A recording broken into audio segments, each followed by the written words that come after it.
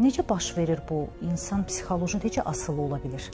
İlkin olaraq onu qeyd etmək istəyirəm ki, narkotikin ziyanının böyüklüyü praktik olaraq heç bir ölçüyə sığmır. Çünki şəxsiyyətin degradasiyası get-gedə cəmiyyətdə öz problemini yaratdığı üçün ruhsal duruma böyük təsir edir. Yəni bu ruhsal durumunun baş verməsi, psixoloji olaraq ilkin olaraq başlaması insanın istifadə müddətinin intervalından asılıdır. Məsələn, narkotik istifadə edən insan ilkin olaraq ilkin xoşbəxtçiliyi alır. Biz çox zaman deyirik ki, az müddətdə olduğu bir durumu, bir illik xoşbəxtçiliyi bir günə qazanır. Əslində ilkin olaraq bunu belə hiss edir. Nəyə görə? Çünki dopamin hormonunu istehsal edir beyin və o anda o ilkin olaraq xoşbəxtlik anına girir. Və sonra dopamin o hər dəfə narkotika aldıqda dopamin yenisini istəyir, artıqlamasını istəyir.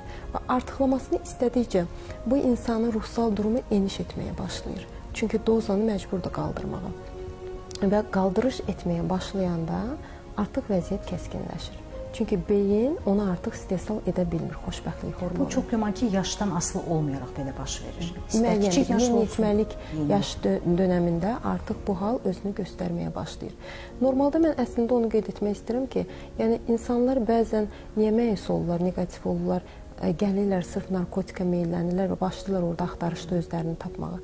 Çox zaman deyirlər ki, mühit burada öz rolunu oynayır. Amma mən deməzdim mühit. Burada 50-50 götürük. 50% ailə, 50% mühit. Çünki insanın inkişaf dönəmi, şəxsiyyətinin inkişaf dönəmi sırf ailədə başlayır. Gözünü açır, ailəni görür. Əgər bir uşaq inkişaf dönəmində ailədəki qalmaqalı, aldığı travmaları, valideyn tərəfindən səlahiyyətin verilməməsi, valideynin öz düşüncələrini övladının beyninə ötürülməsi artıq bir insanın, özgüvənsiz bir insanın formalaşması deməkdir.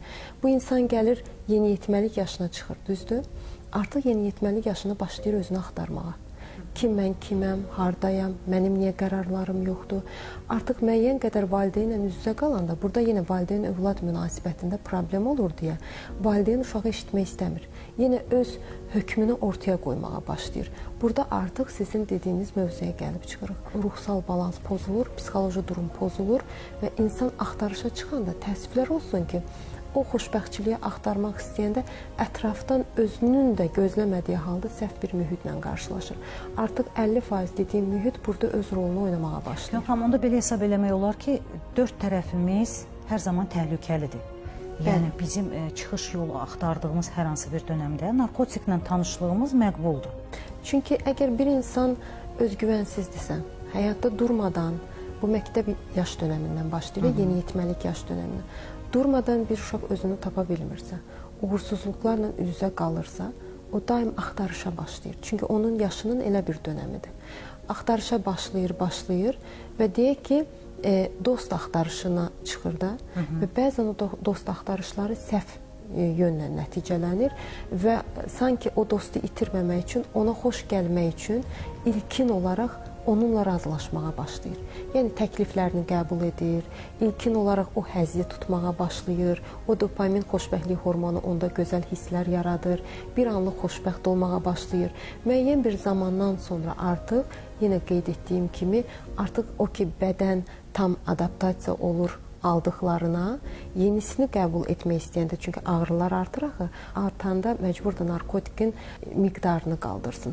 Burada artıq beyində, psixologiyada, insanın ruhsal durumu da hamısı məhv olmağa başlayır. İnsan o zaman ayılır ki, o zaman artıq beyin, melatonin hormonu təmiz məhv olub yuxu yata bilmir və insan tamamən özünün harda olduğunu bilmir. O zaman başlayır ki, psixoloji durum yox vəziyyətindədir. Hər kəsə, hər yerə qarşı böyük bir aqressiya var. İstədiyini ancaq özünü görür, heç kimi görmür. Bir insan psixi və fiziki olaraq tam düzəlmək istəyirsə, o bu yolda addımlamaq istəyəcək. Yox, düzəlmək istəmirsə, hə, psixoloji olaraq biz təlqin edək ki, sən düzəlməlisən, bu sənin ziyanınadır, o bizi eşitmir. Sanki bir kölgə kimi görür insanları. Çünki onun istədiyi bir nöqtə var, narkotik. Ona çatdıqdan sonra həyat onunla olur. Bu da artıq hara aparır, çıxardır. Ağ ölüm biz boş-boşuna demirik. Yəni bunun yolu bir küncün qırağında deyək, yəni oradan yıxılmaq üzrədir artıq, sadəcə yapışıb dayanıb. Yəni insan oradan yıxılmaq üçün mübarizə aparır ki, yıxılmasın. Amma yəni o dağın küncündə də artıq insanın mübarizəsi tükənir. Çünki bədən nə qədər dözə bilər buna? Bədən də yəni artıq ona tabe ola bilmir. Narkotikin sayları, vəziyyəti artdıqca, bədənin ağrıları artdıqca insanın psixoloji durumu tamamilə yox vəziyyətinə gəlir, çıxır. Ona görə də o özünü sakitləşdirmək naminə yox, artıq gözündə heç kim olmadığına görə özündən də ətrafdakılara da ziyan vurmağa çalışır. Hətta özünün kimi insanların sayının da çox olmağını istəyir ki, mən məhv olmuşamsa, çünki psixologiya artıq ona o siqnalı ötürür. Sən məhv olmusansa, hər kəs məhv olmalıdır. Yeri gəlmişkən elə söhbətlərdə biz onlardan ünsiyyətdə bax bu faktı da dönə-dönə onun üzərində dayandıq ki, hər kəsə kimə narkotik təklif olunursa, bu sadəcə onun ətrafından gələn bir siqnaldır. Yəni ətrafda kim yarımçıq, o siz dediyiniz kimi uğursuz insandırsa, o özü narkotika təklif eləyəcək ki, bax həyat həzzini sən bunda tapa bilirsən, sənin ağrıların bununla yüngülləşə bilər. Yəni sanki elə bil ki, bu ziyanlı vərdişin xarakteristikasında bir aqressiya var. Mən xəstəyəmsə, asılıyamsa, ətrafımı da bax bu cür asılı vəziyyətə salmalıyam. Əslində bunun özü, belə deyim də, bu cür insanlar özlərini məhv olduğunu artıq anlayırlar müəyyən bir etapdan sonra. O siqnalı artıq qəbul edir beyin.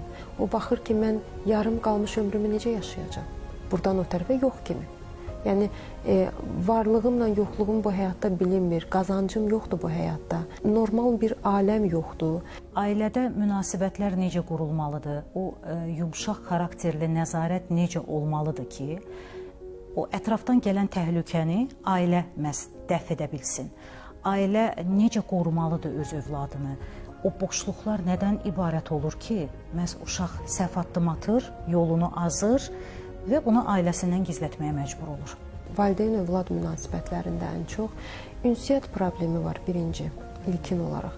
Ünsiyyət problemini bəzi valideynlər aşa bilmirlər. Düşünürlər ki, mən biraz çox uşaqla ünsiyyətə girsəm, biraz onunla daha çox sıx yaxın olsam, uşaq mənim dediklərimi etməyəcək bir düşüncəsindədirlər. Əslində bu çox səhv fikirdir. Əgər valideyn övladı ilə münasibətdə olmasa, onun nə istədiklərini bilməyəcək və o uşaq istəklərini çöldə axtarmağa başlayacaq. Bu birinci fikrim budur. Amma ikinci fikrim də odur ki, məsələn, uşaq gəlir fikrini bölüşmək istəyir valideynlə və bölüşmək istədiyi fikrini dinləyən yoxdur evdə. Və əgər fikrini dinləyirlərsə də, valideyn sonuçda öz təkidlə bildiyini qeyd edir və uşağın olan fikirlərinə əhəmiyyət vermir. Bu nə olur? Uşaq sanki hər dəfə valideyn tərəfindən baskıya məruz qalır. Yəni, uşağı ciddiyə almırlar. Uşaq düşünür ki, mən əgər bir evdə ciddiyə alınmıramsa, diqqət mərkəzi yoxdursa, mənə bu ciddiyyəti, sanki bir sevgini də göstərə bilmir bu cür valideynlər, sevgini də verə bilmirlərsə, mən nə etməliyəm? Sırf ondan sonra həmin uşaqlar başlayır özünə yaxşı diqqət görən bir dost axtarmağa.